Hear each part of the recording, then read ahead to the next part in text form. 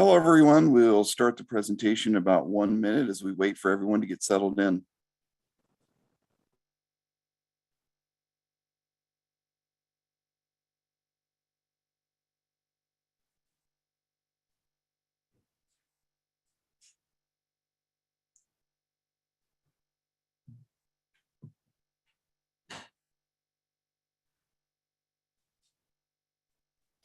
Hello, everyone. We'll start the presentation in about 30 seconds as we continue to wait for everyone to settle in.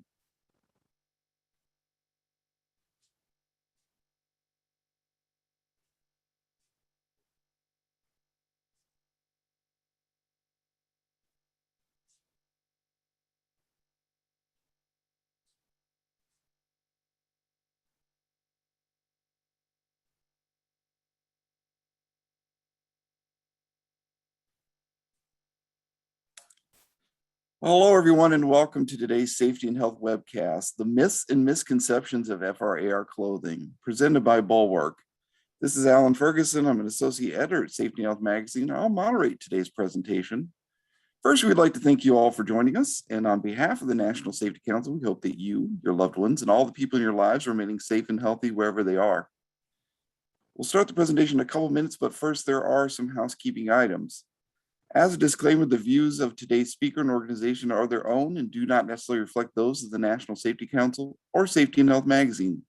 Any mention of a commercial enterprise, product, or publication does not mean the council or the magazine endorses those items. After today's presentation, we'll also conduct a question and answer session with our speaker. To ask a question, click the Q&A button at the bottom of the screen, type your question, and click the send button. Please feel free to ask your question at any time during the presentation. You don't have to wait for the Q&A to begin. We'll try to answer as many questions as possible, but we might not get to every question. The good news is that any unanswered questions will be forwarded to today's sponsor. Also, after this presentation, you'll be asked to complete a brief evaluation survey, and I'll tell you more about that a little later. This webcast will be archived so you can access it after today's live event. To view this webcast and all of our past webcasts, please go to safetyandhealthmagazine.com/events. And with that, let's introduce our speaker. With us today is Derek Sang, Technical Training Manager at Bulwark. Derek has worked in the flame-resistant clothing industry in a variety of roles for more than a quarter of a century. He's also developed and conducted more than 250 educational seminars around the country and given keynote speeches on the hazards of arc flash and flash fire, among other subjects, in front of multiple associations, organizations, and companies. Along with his recognition as a subject matter expert, Derek is a qualified safety sales professional and a certified environmental health and safety professional. Again, we'd like to thank you all for tuning into this presentation. Derek, whenever you're ready, go ahead and take it away. Alan, thank you so much for the kind introduction. Good morning, good afternoon, live or archived. I certainly want to express my sincere thanks for you taking time out of your valuable day to learn a little bit more about flame-resistant and arc-related clothing. And really in today's subject, talking a little bit about the myths and misconceptions that have surrounded it now, really for the last quarter of a century, so to speak.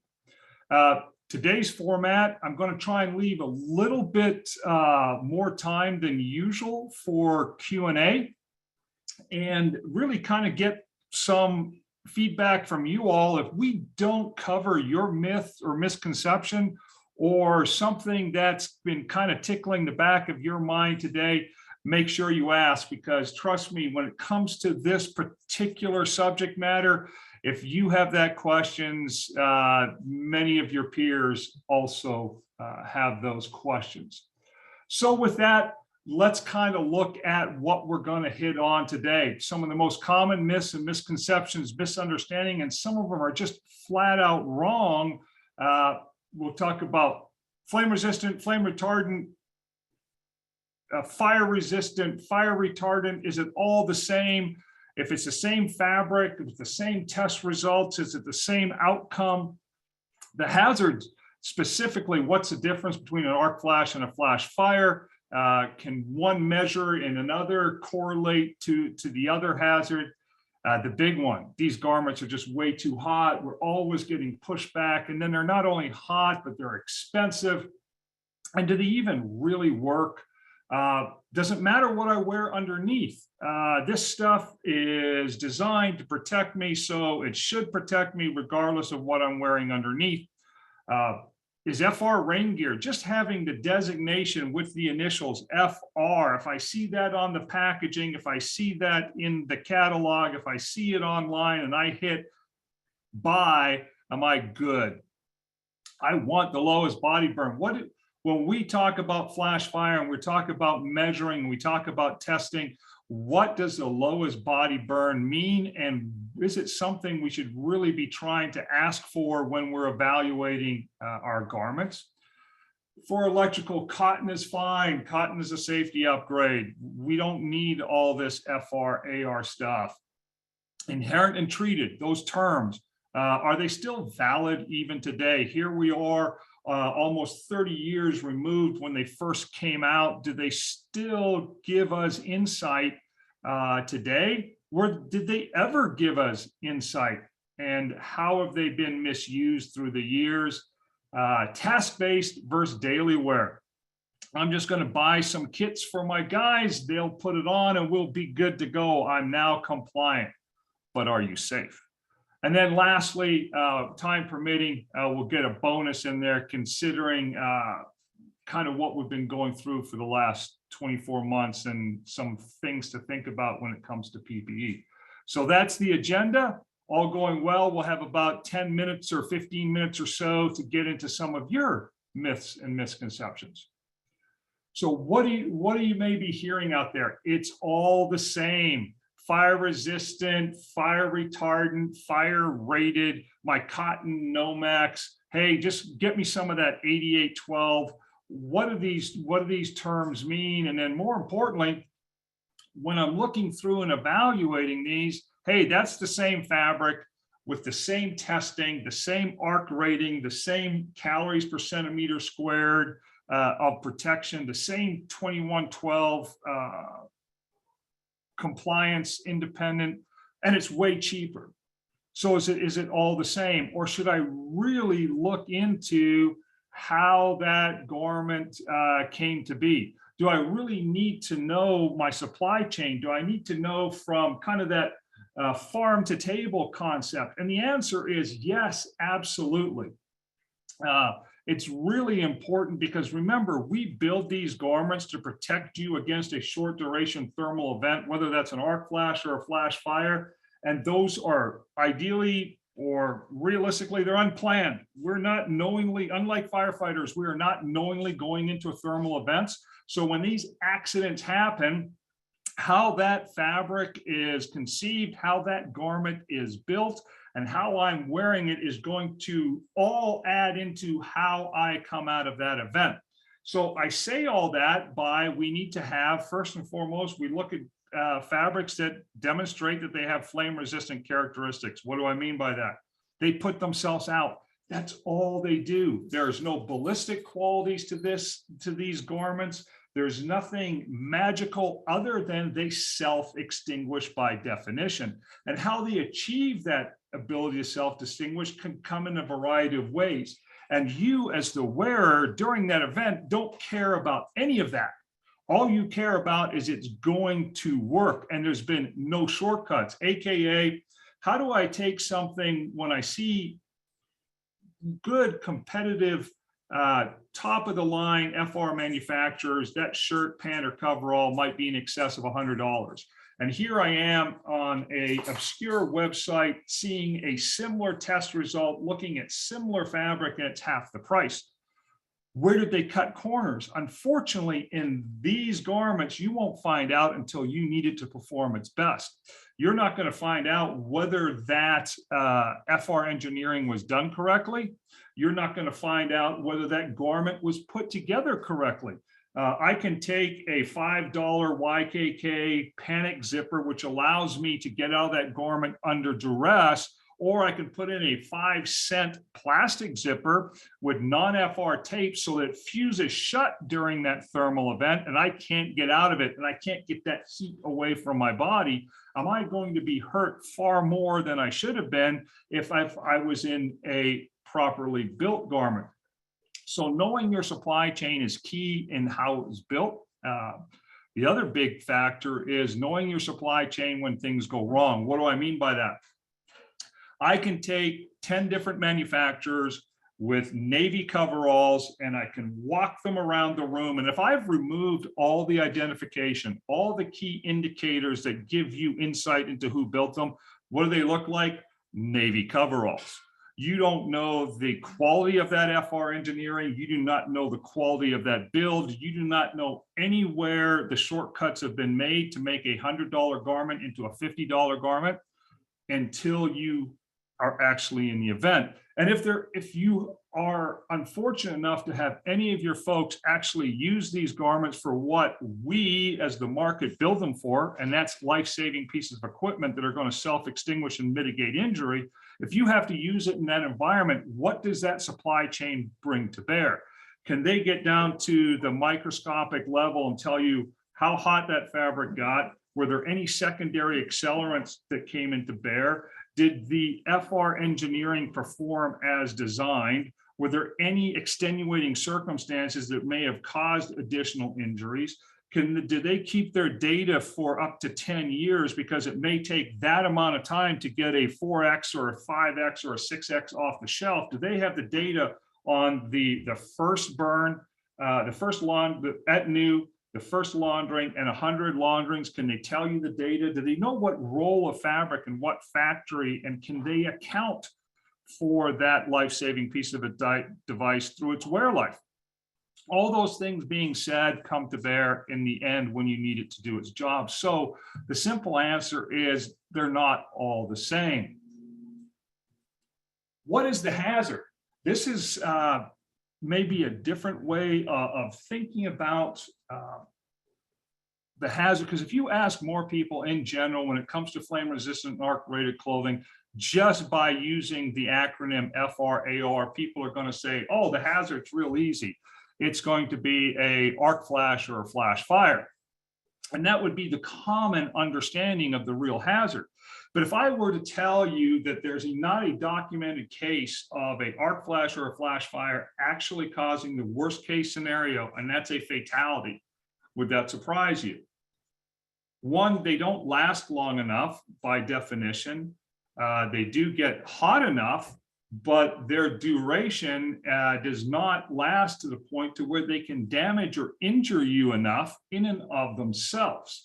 So yes, that may be a hazard that causes some, but is it ultimately what's going to lead to fatality? So the real hazard when we look and evaluate is clothing ignition. Without clothing ignition, you do not get to the level of catastrophic body burn. Hence, you do not potentially succumb to that catastrophic body burn and all the chain reaction injuries that occur from having extensive body burn that could ultimately lead to fatality. So by definition or by result, by introducing clothing that in and of itself self-extinguishes, puts itself out, we mitigate injury, we reduce the amount of body burn. We definitely do not get to catastrophic or to the extent of where it could potentially lead to fatality. So as you look at a different way of thinking about it, you can look at really the hazard is not arc flash and flash fire in and of themselves. The real hazard is catching fire and continuing to burn. So if you just for, again, this is not a direct correlation by any means, but if you look at elimination, if you look at our hierarchy of safety, can we eliminate? Yes, you can eliminate clothing ignition in short duration thermal events. Can you substitute? Yes, I can substitute something like cotton, AKA fuel, with fabrics that will not sustain ignition. Can we apply engineering controls to a clothing ignition hazard? Utilizing science to remove the combustion properties of fibers and fabrics by implementing changes at the molecular fiber and fabric levels? Yes, we can have engineering controls. Admin controls, yes, by training on the proper selection, use, care, and maintenance of this type of PPE, we can minimize injury or maximize performance of this. And then obviously PPE, it is PPE. So just a different way of kind of looking at what the real hazard is. So getting into the big topic, FRAR is too hot. And if this was circa 1990 to about 2005, I would reluctantly have to agree with you for a couple of reasons. One, the insulative properties of FR fabrics, in order to protect you, in order to provide a barrier and insulation against these types of short duration thermal hazards, we had to have some weight. We had to have something that would withhold itself and sustain itself against long enough so I could mitigate injury, and also the engineering could work and self-extinguish itself. So that was right. The other fabrics that were perceivably lighter could not get up to the insulative components, especially on the arc side, and many of them were fully synthetic, and they did not have a lot of moisture management capabilities, and the technology wasn't there to imply that. So yes, through the 90s and into the early 2000s, I would say that your argument held weight. But where we are today, when we look, it's too hot, it's too heavy, it's uncomfortable, and it doesn't fit well, and we get that kind of pushback, and we haven't researched into some of the new technologies and some of the new fiber matrices that give us these new lightweight, smart fabrics, we can respond to agreeing with this. And what do we end up doing? We give the authority to just put on when you need it, as if the wearers have some kind of crystal ball and they can look into the future and they can throw their safety belt on right before the accident happens. But what really ends up happening is, when you look at that task-based approach, when you look at giving, especially in the electrical contracting and in the electrical world, we allow our folks to go and take their kit and put it on when they need it. Typically, that requires putting on a 7-ounce to a 9-ounce coverall that's in that kit over top of the 100% cotton work clothing that we're already wearing, whether that's our 10 to 12-ounce denim and our 5 to 7-ounce cotton work shirt. We're now putting an additional garment over it. We're adding additional cumbersome layers, and we're now wearing a coverall plus all the additional PPE in order to do our job. So by default, by taking that approach, we end up reinforcing the top 3 problems that FR has had in previous years. It's too hot, it's heavy, it's uncomfortable, and it doesn't fit well. And that's exactly what you get when you go to a task-based coverall program. So what we really need to be looking at is, we need to be wearing lighter weights, which we can do now today. We want to have some air permeability, some flow through there, which the fabrics can accomplish that. And we also want to have some moisture wicking capabilities, which mimics your body's own evaporatory cooling system. So all that can be achieved today as we evaluate the newer fabrics. So continuing on this subject, one of the additional things is providing education beyond 2005, 2008 to where we are today in 2021. And also take into consideration all the heat stress work that's been done, all the when we start looking at corrections for heat stress, when we start looking at the heat index, when we start taking into consideration from all the research that's been out there, really for the last 5 years, we can easily and fundamentally say single layer clothing, whether it's non-FR or FR, it is not a factor into heat stress. There's been a lot of work done, and especially when you look at certain articles that have been written, we know when we start adjusting for the heat index, single layer work clothing, whether long sleeves, pants, coveralls, etc., have a 0 correction factor when it comes to the heat index. Now, that does not take away the fact that anytime you get into barriers, anytime you get into additional layers, that would not be accurate if we were climbing into an arc flash suit. That would not be accurate if we're climbing into rain gear. It would not be accurate if we're looking at using FR disposable coveralls over top of. Now you're increasing layers, reducing permeability, and in some places applying a barrier. But for the actual all day, everyday single layer work clothing, nominal weights, there is no correction needed when it comes to the heat index and looking at heat stress overall. Lighter is more comfortable, and I caution this because in and of itself, fabric weight is not an indicator of comfort. In fact, comfort is 100% subjective.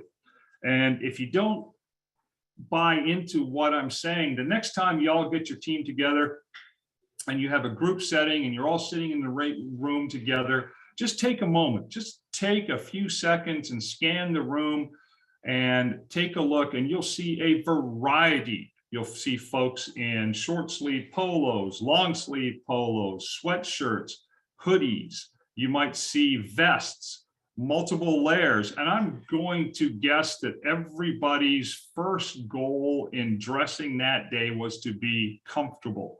And each one of your team members would be comfortable, or they'd be adding or doffing layers right there to achieve comfort. And it's completely subjective for each individual sitting in that ambient air temperature of 70 degrees inside your meeting space. So that there tells you that regardless of weight, it's not the prime indicator of comfort. So when you're looking at brochures, websites, marketing pieces, or dare say it, salespeople, and they tell you this is the lightest, most comfortable, that is inaccurate. The two are not, don't necessarily work and walk hand in hand.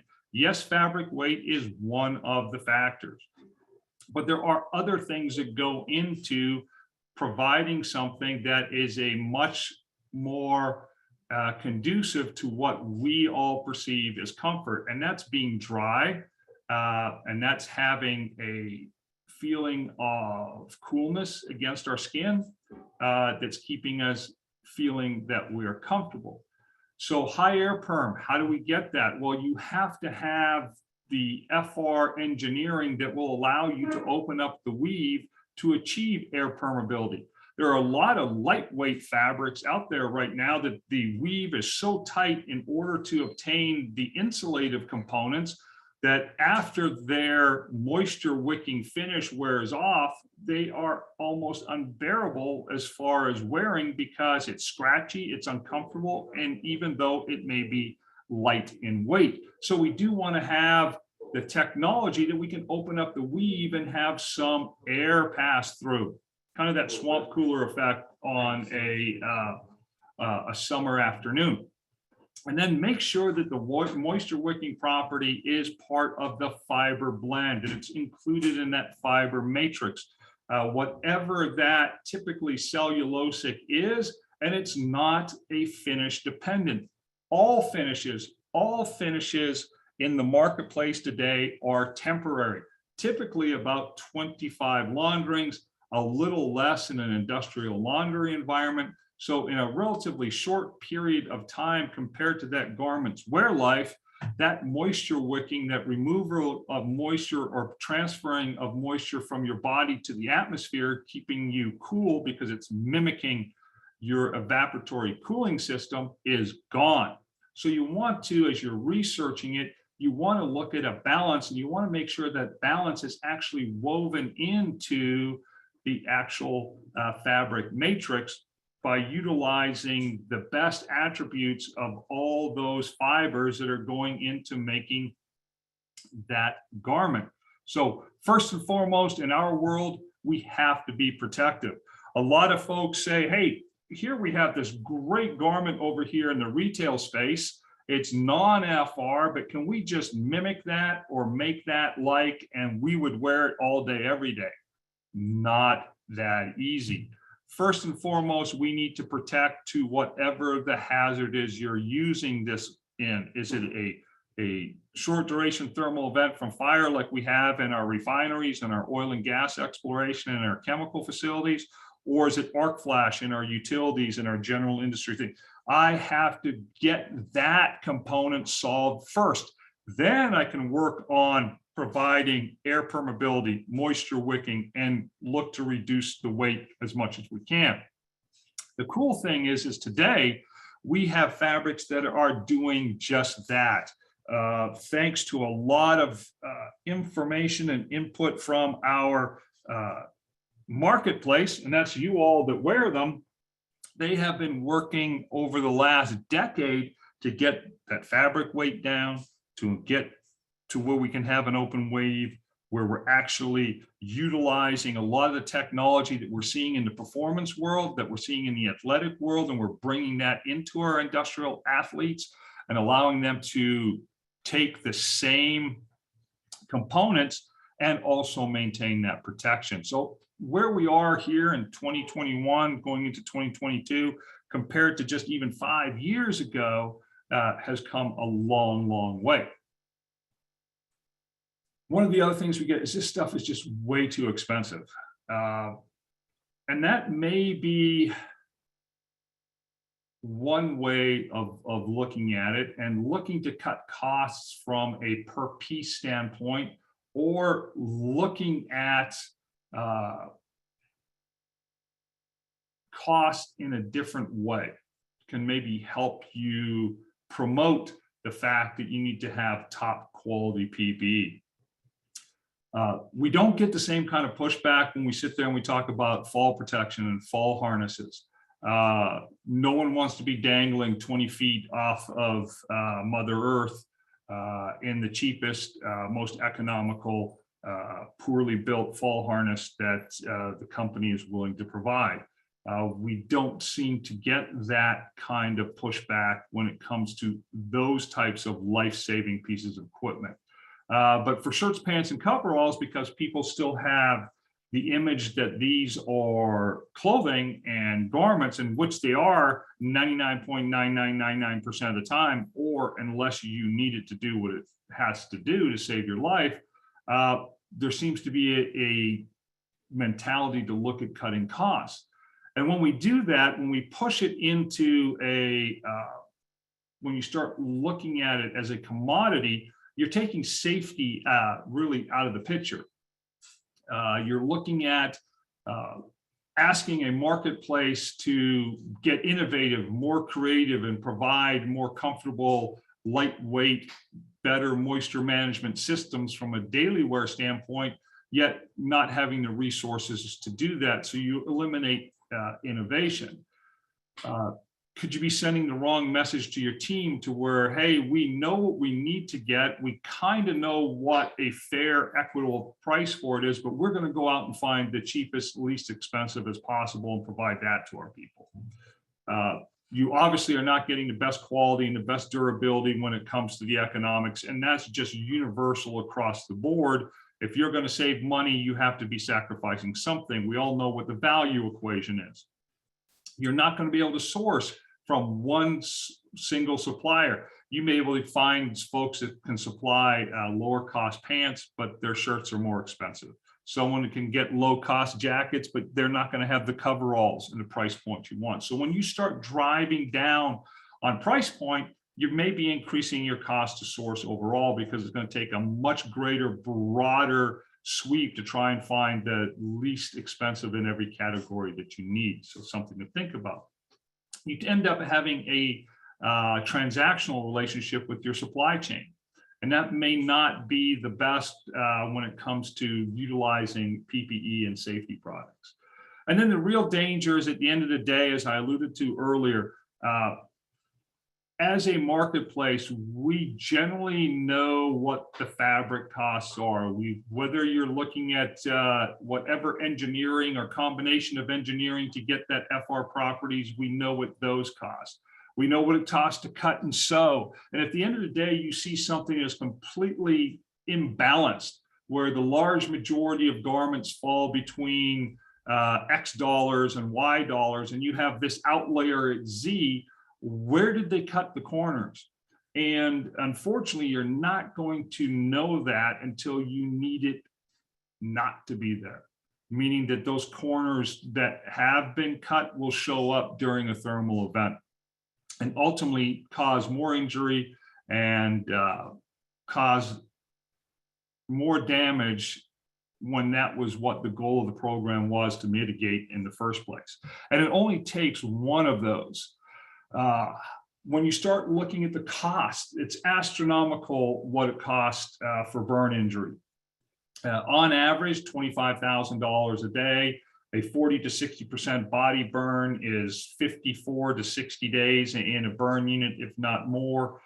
Easily, you're getting into those large numbers where you're talking about $750 to $1 million just in the burn unit. Lifetime costs can be 10 times that. Burn injury is arguably the most damaging that can happen to the human body, and thus the most expensive. When you start looking at just the specialties that are involved, because you've affected every single system in your body, your muscular system, your skeletal system, your neurological system, your renal system, all those have specialists that are going to have to be at your side for the first at least 14 days in order for you to possibly leave my burn unit at some time, and that's not going to be cheap. So when you start factoring in the cost of a shirt, pant, and coverall versus the cost of increased injury, it's literally pennies on the dollar when it comes to the PPE side. Does all this expensive PPE work? Absolutely.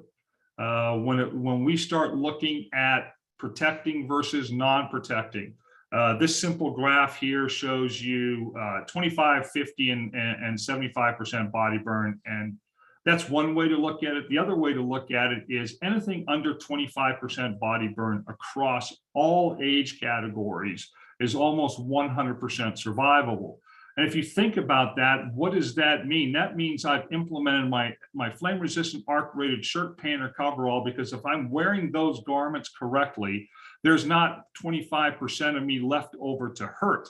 If I happen to be in an event that maybe overwhelms or exceeds the performance capabilities to a slight degree of that flame resistant arc rated shirt, pant, or coverall, I am still under 25%. So by implementing the PPE that we're talking about, you virtually take away fatality across the board.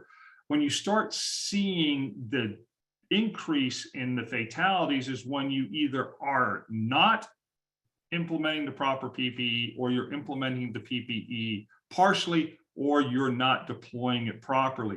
Because once I start seeing that number creep up to 50%, and in many cases over that, that's when we see fatality, and especially as we get older, start to factor in.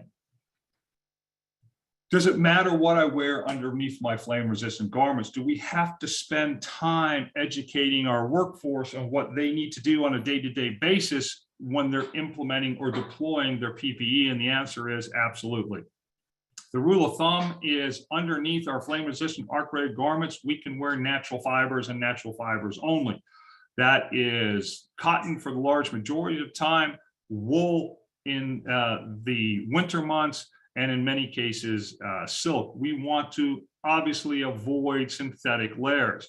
The most obvious one that we think about is bringing gear from our home that may be considered moisture wicking, more comfortable, lighter, AKA performance fabrics, AKA garments that should only be worn in the gym. Those 100% synthetic moisture management systems will shrink wrap, can liquefy, and in the case of an arc flash, it'll be driven into your skin at 2,200 square foot-pounds of force, causing you to spend multiple weeks in a burn unit while they deburr that plastic out of you. Also, from a heat stress standpoint, utilizing flame resistant base layers, which eliminate a lot of what we just talked about. Absolutely. 2 lightweight layers may provide greater protection depending on your particular situation versus a heavier outer layer and your natural fiber base layers. So it is very important that we teach folks on proper wear when it comes to undergarments, because our hazards can overwhelm that outermost protective layer. And what do I mean by that? Typically in our electrical world, Those ARC ratings, the incident energy that we're matching our ARC ratings to, are determined through calculations. Those calculations have two key variables in them that can be altered. One, closing time, second, distance. If that equipment does not close as quickly as I calculated it at, or my electrical worker is closer than the 18 inches I calculated at, they're going to be exposed to greater incident energy, and it may overwhelm that outer layer. That's what you see in the top picture. That arc rated shirt performed perfectly. It self-extinguished, put itself out, but you can see we have break open. So in that area, it received more energy than it was able to insulate and protect against. Underneath, we have the requirement to police the underwear. What we had there is a fully synthetic athletic performance gear that was liquefied and driven into the skin, causing significant scarring. That did not need to happen if that had been a natural layer, and better yet, it absolutely would not have brought in any break open concerns if it had been an additional flame resistant arc rated layer. So we definitely want to make sure that we're educating and training folks on what they wear underneath. Is the designation FR good enough, especially when it comes to vests and rain gear? I had an inquiry not too long ago. It says, am I putting my people in jeopardy if they are wearing non-FR high-vis vests as part of their response to low light conditions? And the easy answer is absolutely. You have just nullified your perfectly good flame resistant arc rated clothing program that you've probably invested tens of thousands of dollars over the years by putting the wrong outer layer on. In addition, having misrepresented outer layers, aka vests that say they're FR by meeting the wrong standard. Typically in today's market, you can see some economical FR vests that have been tested to ASTM 6413 that you may think are applicable. That is the wrong vest. And if it's in your rain gear, it is the wrong rain gear. How do you notice those? The real easy way is if that rain gear costs you less than $200 and that vest costs you less than $50, you probably have the wrong rain gear and the wrong vest. ASTM 6413 is not a performance standard. You will have no idea how that fiber matrix on that vest will hold up in an arc flash or a flash fire. Absolutely zero. In fact, ANSI 107 gave you 6 standards that you can utilize in acquiring the proper high-vis flame-resistant arc-rated vest. ASTM 1506 is the most common. That's going to have an arc rating in it. It's easy to designate. NFPA 2112, there's not many of those that have been tested to that standard, but that is another one that is applicable. Your rainwear standards, ASTM 1891 for arc flash, ASTM 2733 for flash fire are the other two. And then 1977, which is your wildland fire. We don't see many of those around, but that would be applicable. And 2302, it's been revised. It can't be the only standard referenced in the label. There must be an additional standard of the previous 5 that I mentioned, and that's it. Nowhere does it talk to 6413, and it definitely doesn't talk to NFPA 701. NFPA 701 used to be a lot more common in our high-vis, and that was a drapery and linen standard that's used in the hospitality industry, and that's a fire retardant chemical that's put on drapes and linens in order to retard the rate at which it burns in order for you to get from the 10th floor to the parking lot safety. It is not meant for garments. So be really cautious. If you've got an opportunity to go to your tool rooms or go to your areas, if you're handing these out in bulk or you hand them out per employee, make sure they are FR and AR to the correct standard. Where you'll see that is in the label. You'll see this is this here is an example of a misleading label, and I'll use that term loosely. But here you see in bold letters, it talks about 100% polyester treated to self-extinguish. That should be an indicator right there that it's not going to, nor should it be, protection for your arc flash or flash fire hazards. It states that per ANSI, it has to tell you that it's non-FR. So here you have some label trying to convince you that there's some self-extinguishing FR properties here through their misleading communication, but they have to, in order to say we're non-FR. So part of that label is telling you it's non-FR. The other part of the label is telling you it's kind of FR, because if you look down to the lower right, this is a type R class 2 FR by ASTM 6413, which is not. 6413 in and of itself is not a performance standard. And then you'll also see to the left, if you read it, self-extinguishing treated fabric. And it also states higher up that it wears out, meaning that it washes out. So this potentially could be a high-vis vest or rain gear that you can't get wet. So the whole, it's rather comical on some of these that they put out there, but you have to be very cautious about what's going on. One of the big questions we get in many of our flash fire hazards is, can you give me the body burn percentage? Because there is a body burn percentage based on the core fabric that has to be tested to ASTM 1930 in order for us to continue building or utilizing a fabric to ultimately build a commercially viable coverall or shirt or pant. We have to do single layer fabric testing to ASTM 1930. That's the mannequin test that everybody gets to see. And as long as it's 50% or less body burn, we can start doing all this additional testing and all this additional evaluation and ultimately build a commercially viable shirt, pant, or coverall for y'all to wear. Many folks have been not necessarily misled, but misunderstand that that test result that we get is not a performance test.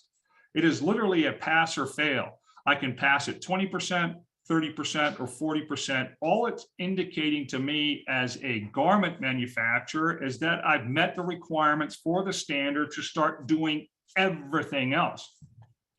And what folks, when they use this as a performance test, may be missing out on certain garments with certain fabrics that may have a higher body burn than what they're looking for, but they're utilizing the test methodology to provide a performance number that's not necessarily what it was designed to do.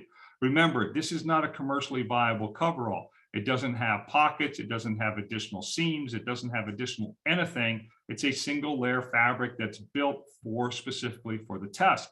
In fact, if you read NFPA 2112 and 2113, it tells you not to use this test for specifications because that's what it's designed to. So what is the difference between our lab and the real world? Because yes, the test methodology is very good, but understand it's a 3-second burn.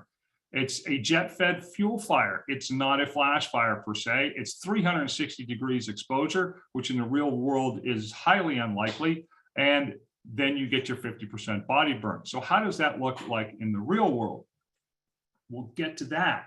But remember, using ASTM 1930 test data to choose FR clothing is not what the test was made for. So why do we ask for it? Because, well, one, you would think that it makes a direct comparison. If I have 30% body burn versus 10% body burn, I want the 10%. Well, first and foremost, you got to remember that 7% of that number automatically is included in the head and in the test method. So I'm down to 23 and I'm down to 3. So yes, I'm going to take the 3. Well, what if the 3 was 9 ounces and what if the 23 was 5.5 ounces and your work environment is July in Louisiana at 90 degrees and 90% humidity? Do you really want to be in the heavier fabric that produced well in this test methodology versus the lighter one? If you just were to go with the test results, you might make a decision one way or the other without really knowing everything that goes on. That's why the standards in and of themselves in the annex tell you it's not designed to be utilized as a purchase specification. It's prepared as far as a practical with regard to required performance, avoiding restriction of design whenever possible. Basically, they want to be able to repeat the test, measure the test under a controlled environment so we can have a standard for building garments out of fabrics that have passed the test. So let me give you a different visualization. So I'm going to show you some stills, and then I'm going to show you the actual video of what I want you to start thinking about as far as evaluating real world versus the lab. So here you have your hydrocarbon, and on the far left of that small picture, you'll start to see your ignition source. And we're going to then ignite. So we've hit the ignition source here on the lower left. We are just over 0.2 of a second into the event. We've already cleared the first half of the screen. We're now moving rapidly. Remember, this is a rapid moving flame front that's fuel dependent. We're moving to the right, and pretty soon we'll be out of that 40 feet of facility there. And at 2 seconds, which is 1.7 or 1.84 seconds from when we first ignited, we have no thermal energy in that 40-foot area. So what did this demonstrate? This demonstrates rapid moving flame front as it goes back to the source, and we are not in any one particular spot in time for 3 seconds. So this is not a jet-fed fuel fire. It's a rapid moving flame front. So we're only going to, if we were positioning a mannequin there, only half that mannequin would be exposed to the thermal energy as it rapidly moved over them. And what you see to the right there is fire. We're not in it for 3 seconds. It's not a jet-fed fuel fire at 360 degrees. So if you take those two factors alone, what is better? And I just picked two numbers here, 32% or 14%. If I gave you a test result at 32 and I gave you a test result at 14, you would automatically spec the 14. Who wouldn't? That's exactly, I want the lowest body burn for my people. But if you take that out of the lab and put it into the real world, and you look at that rapid moving flame front, you go, well, it's not hitting me at 360 degrees. It's washing over me, and it's definitely not 3 seconds. It's half of that at best. Cut the numbers in half and cut them in half again. You go from 16 down to 8, and you go from 7 down to 3.5. Now you have an 8% versus a 3.5% body burn. Statistically, from a standard deviation standpoint, they're virtually equal. Why do I say that? It's more than just the body burn graph has to go into evaluating what is best for your people under certain conditions. Make sure that you're not getting lured into just one view of what those test methodologies provide you. On our electrical front, cotton is just fine. Cotton has been the myth of the electrical industry for decades, and in some pockets it still holds true. Cotton is latent fuel. It's just having enough fuel getting ready to burn. So what do we have to do here? By removing fuel, that is exactly why we go to saving our electrical workers. Here you have a cotton fire. That's instantaneous. You're having massive amounts of injury here from something, quote unquote, that is safe to use in front of electrical. And it's been a myth for decades. And we're doing, NFPA 70E has been doing wonders to dispel this myth. And really, in 2000, we were writing, or the committee was writing NFPA 70E to get electricians out of 100% cotton, AKA fuel. The next piece of that is they wanted to tell their electricians how big a bomb they were standing in front of. That's what your arc ratings are. There's a difference between a Cat 1 arc and a Cat 4 arc, and we definitely want to dress accordingly. In our electrical community, this has been a Band-Aid, and it's got to, if we could snap my fingers and stop one thing tomorrow, I would definitely stop electrical folks or those who are supervising electrical folks who may be in the arc flash boundary from wearing lab coats. Lab coats, by definition, tell you where they should be worn. That's in a lab. There is nothing in the PPE requirements for NFPA 70E that allow for a lab coat. It is a long sleeve shirt, pant, or coverall with the appropriate arc rating. long sleeve shirt, pants, and coverall or flash suit if you get incident energies greater than 12 calories. So in the two methods to where we know what our incident energies are, and then also in our CAT method, they do not allow for lab coats. Why? Too big an openings. One, the lower half of the body is not covered. Secondly, that stops at just top mid thigh at best, and it's an open. If that arc goes to the ground and comes up underneath, it's going to blouse you that. And then more importantly, at the neck, those are not secured. So it does not meet any of the requirements to be utilized electrically. Inherent versus treated, you may have heard these terms. They've been in the marketplace now for going on 30+ years. And at one point back in the early 80s, they could have been arguably correct. Inherent and treated came to play when durable FR cotton started to make a commercial pressure against the dominant factor of that time, which was Nomex. Nomex deemed that their fibers were inherent because they had changed the molecular formula of nylon to have flame-resistant properties. And they said that the treated components of taking a cellulosic like cotton and putting it through a treatment was inferior to changing the molecular formula. Hence, we have the implication that one is better than the other. And at some point, that may have been true. Why? Because the implication or the misunderstanding is that inherent, well, the only thing that's inherently flame resistant on this planet, in all honesty, is asbestos, and we wouldn't get very far making asbestos shirts, pants, and coveralls. So inherent, is it really inherent? No, actually, science came in and took something that was a petrochemical agent like nylon, tweaked the molecular formula, and we were able to have synthetic fibers that resisted igniting. Was it better performing? That could be argued. How it was laundered, it didn't matter. Well, to be really accurate, it does matter how you launder all FR. There are some products like bleach and peroxides that will damage all fibers. Treated is chemically dependent.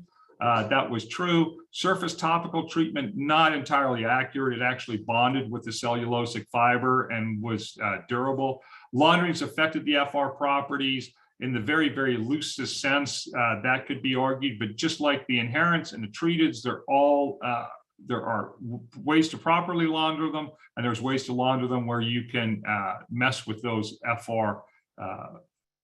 the FR engineering. At the end of the day, where are we now? And that's what we're talking about, is where are we today? In this small schematic here, you have natural fibers running left to right, and you have synthetic fibers running north to south. Do they have FR properties? Maybe, maybe not. Are they there for strength? Are they there for the FR? Maybe, maybe not. But at the end of the day, what does this tell us? Do we call this inherent or treated? If I have, say, Nomex, Kevlar, or some kind of aramid or other para-aramid running north and south in the synthetic direction, and then I have a rayon and a lyocell running east and west for comfort, and then I also have some FR engineering as far as at the fabric level, say my cotton, I also have an FR cotton in there or an FR multicrylic. Is that inherently or is that treated? The bottom line is those terms no longer accurately talk about our marketplace today, if they ever did, and nor should they, because really at the end of the day, there's three ways to achieve FR engineering: the molecular level, the fiber level, and the fabric. All we really care about as a wearer at the end of the day is it their day one, is it their day 1001, and more importantly, is it the day that we need it to work the most when we actually are in that short duration thermal event? And is it going to meet the advertised protective products that we purchase? So when you look at primary and secondary clothing, we really want to understand that we're in the secondary clothing world, and in the primary clothing world, that's task-based.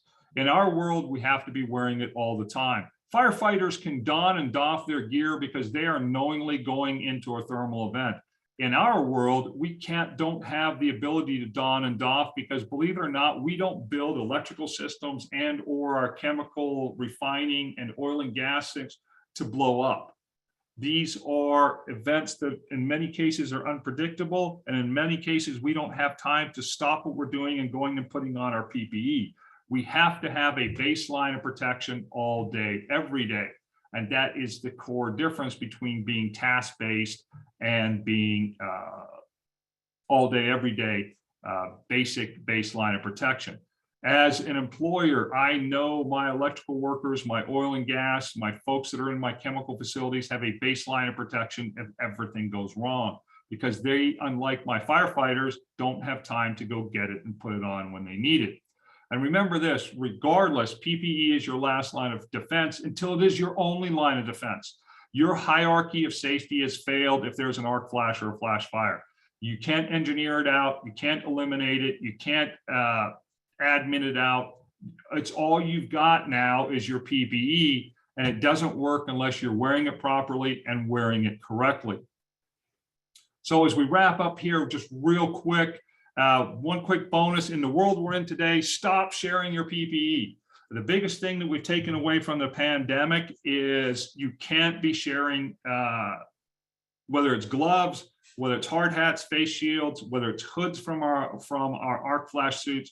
Please cease and desist from sharing equipment, because one, they're very, very difficult to sanitize in the field. They come with a multitude of different surfaces that need different types of sanitization and cleaning to take care of. So the best practice is, and I know no one wants to hear about increasing costs, the best practice is to get everybody their own gear, gloves, leathers, hard hats, face shield, balaclavas, anything in and around that respiratory area, make sure that we're taking care of.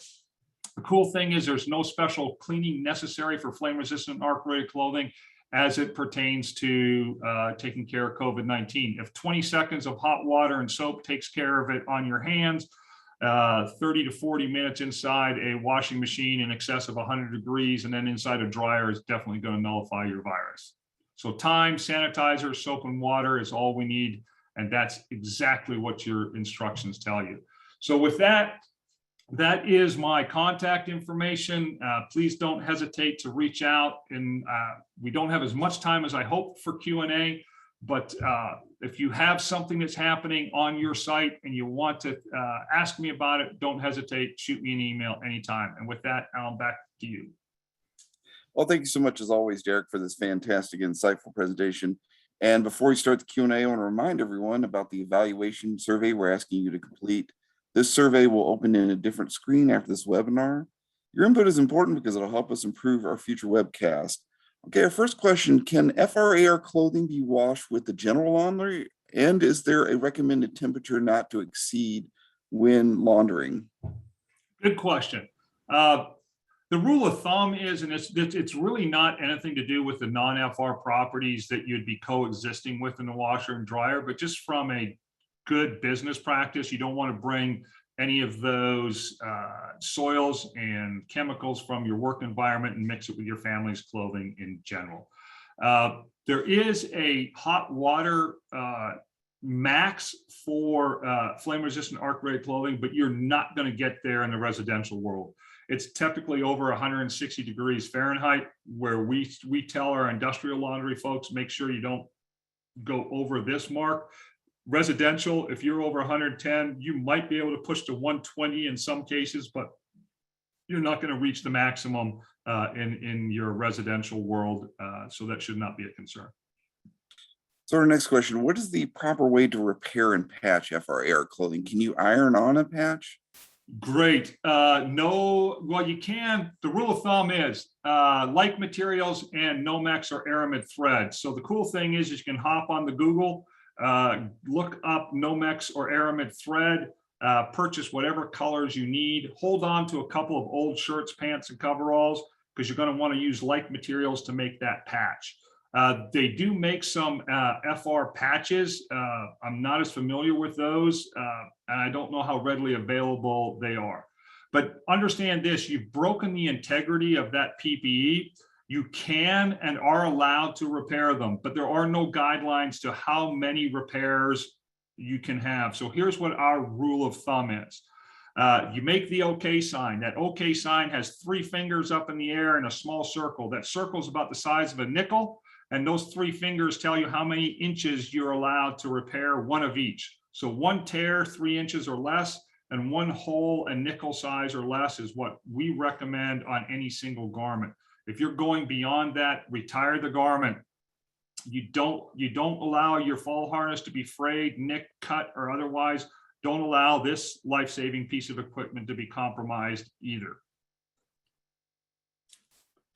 I think we have time for one more question. If NFPA 2112 and ASTM F1930 are not real-world tests and cannot be used as purchase specifications, what specs then do we give our purchasing group or write into our standards to ensure minimum protection for our employees?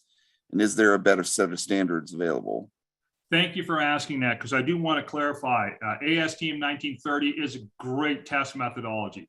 NFPA 2112, fantastic as far as, yes, we want to be compliant to 2112, because if I'm meeting that, you can argue that's absolutely the worst case scenario that my garments are going to see in the real world. So don't misinterpret what I'm saying as far as don't use those. Absolutely use those, but understand what it's telling you. Yes, you can look at the body burn percentages, and yes, you can use that to get a kind of a catalog of garments that you're going to evaluate, but don't make that 5 to 10% difference in that body burn be the sole reason that you choose one over the other. The best indicator is to get 4 or 5 that you like, or 2 or 3 that you like, and then get wear tests, get them out in the field. Because if they are compliant to NFPA 2112, you know that they've done the due diligence on the backside. So you've got that common starting point, and then look at, how do my people like it? How does it work in my actual environment? How do my folks like the garment to mitigate pushback? So yes, 2112, 1930 test methodologies are great. They're good evaluators. Continue using them. Just understand what they're showing you in that laboratory under those conditions. That's a 3-second burn at 360 degrees, which means if I'm passing there, I'm gonna do pretty well in the real world alternative, is what I'm trying to communicate. Well, thank you, everyone. Unfortunately, we have run out of time. I'm sorry that we didn't get to everyone's questions, but unanswered questions we forwarded to today's sponsor. Again, we also hope you take the time to share your feedback through our survey. This ends today's Safety and Health Magazine webcast. I'd like to thank Derek Sang, our sponsor Bulwark, and of course, everyone who joined us today. Take care and be safe.